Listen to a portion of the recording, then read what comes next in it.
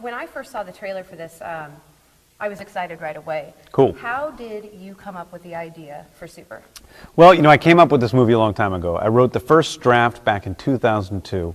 I was going to write a short film. I hadn't directed anything that people could really see at the time, and so I wanted to show people that I could direct films because I was a big, on screenwriting at the time. So I started to write Super as a short film. I had this idea about this guy who was sort of a stalker who dressed up in a superhero costume, and it just sort of grew from there. I fell in love with the characters. It got bigger and bigger. I wrote 57 pages in one day, and it just kept getting, grew from there. And I wrote that first, what eventually became the script for Super, I wrote within the next couple months, in April and May of 2002. Well, when I first saw the trailer, it was much, much different. I think I was in for a little bit of a shock when I finally saw the film, in a good way, because I am a blood and guts kind of girl when it comes to all that. That's what I heard. Oh, really? The guts around? That's what these guys were saying back here. Now, okay. Saying Melissa, she's a blood and guts type of girl. Now we're making me all embarrassed. That's awesome. So when the film... you just totally caught me off guard. That's awesome. This is good. This is a real moment. Yeah, this is great. See, that's what this is about. See. Well, when. Don't worry. I just came from KSDK. I took Art Holiday off because I called him a blood and guts type of girl too. Oh, nice, the newscaster from Channel 5. He's a lovely lady. Yes, he's a lovely lady. He was wearing a pair of panties. He was very. No, I'm kidding. Art Holiday didn't do that. Well, when audiences come to see this based off the trailer, or even just the audiences that have seen it thus far, have people been shocked or always have they walked out?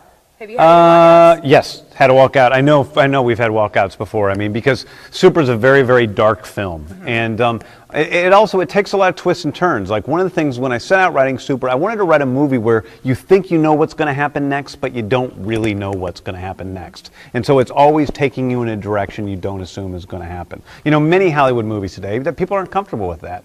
Many Hollywood movies, it's a romantic comedy, boy meets girl, boy loses girl, they get back together at the end, basically what's happening. An action movie, they basically, at the end the guy's going to save the day, everybody's going to come out okay, nobody's going to die.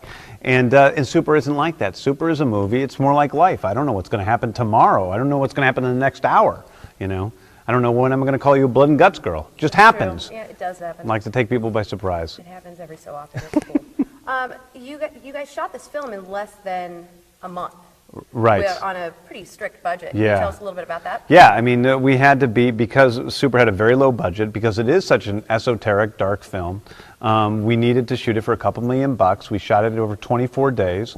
All of the cast worked for nothing on the movie. They didn't. They worked for scale, which is basically, Liv Tyler would normally get paid a couple $1,000,000 to be in a movie. For this movie, she got paid, I think, like $7,500, something like that. It was because it was a project we all believed in. But because of that, we had to work very, very, very quickly, and we had to be completely planned out ahead of time, so we knew exactly what we were going to shoot. Because the movie is pretty, it's difficult. There's a lot of action, a lot of shots, a lot of special effects, a lot of visual effects. There's animation in the movie, there's sex scenes in the movie, and all these things take a lot of time. Now, Kevin Bacon is in this film. Yeah, he's awesome. How sick of the 6 degrees of Kevin Bacon jokes are you? I'm not, I got to admit, I'm pretty stoked to be 1 degree from Kevin Bacon since we're both in this movie together. So that was definitely a plus to hiring Kevin Bacon. I'm excited about that. And I know Rob Zombie is very excited to be 1 degree from Kevin Bacon because he has a voice role in Super, and so he's excited. So, I like bringing all these weird people together. Now, how does someone from St. Louis jump to making Tromeo and Juliet? Well, I didn't really, boy, that was, I went to school and I started writing, and I had started making movies when I was very young. And I moved to New York, and I was in grad school, and I was actually doing shows, these like live monologue shows in the central, in the East Village.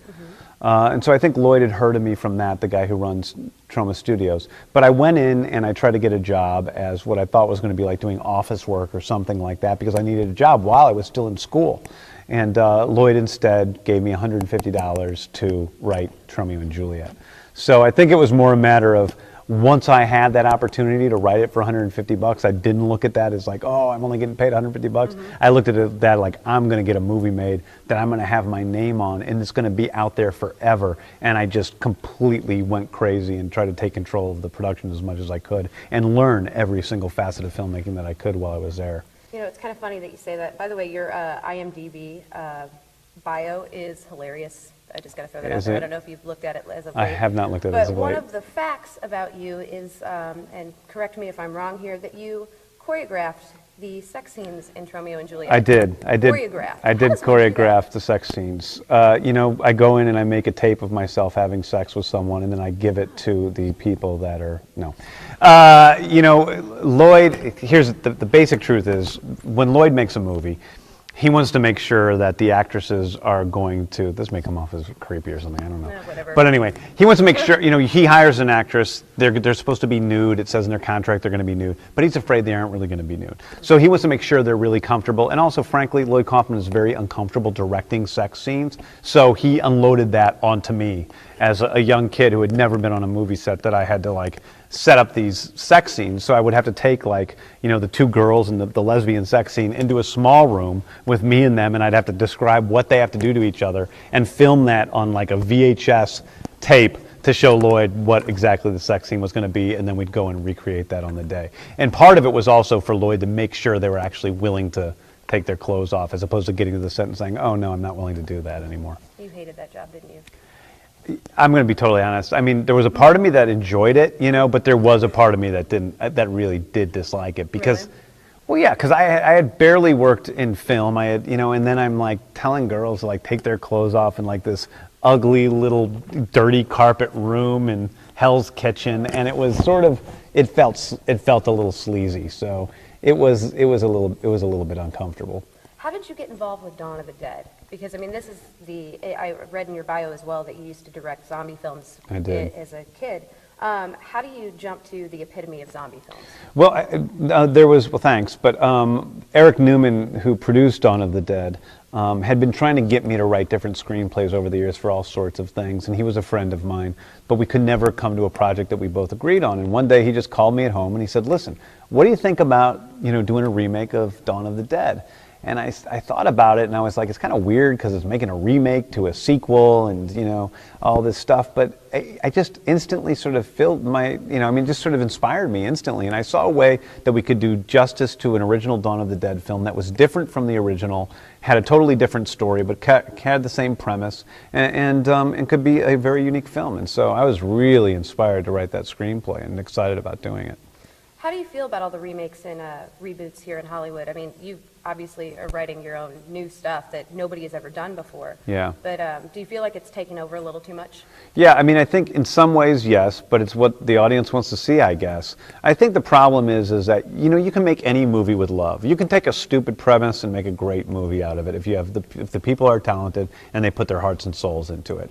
And so I think one of the problems is a lot of the remakes are just lazy. They just kind of go, you know, frame by frame from what the original was, and they make it stupid in the wrong ways, and they don't. They did A Nightmare on Elm Street. Exactly. Yeah, they don't care about. I don't really think that those people really care about those movies. They seem to be a piece of business to them, and I think that if you do something with love, then sure, there's a million ways that you can tell different horror stories. I mean, listen, Frankenstein was remade 1,000 times before you got to the Frankenstein that we think of as the classic Frankenstein. On my arm. On your arm. Yeah, right. Exactly. Yeah, he wasn't the first. Now, what are some of your favorite movies to watch when you are not doing anything involved in film?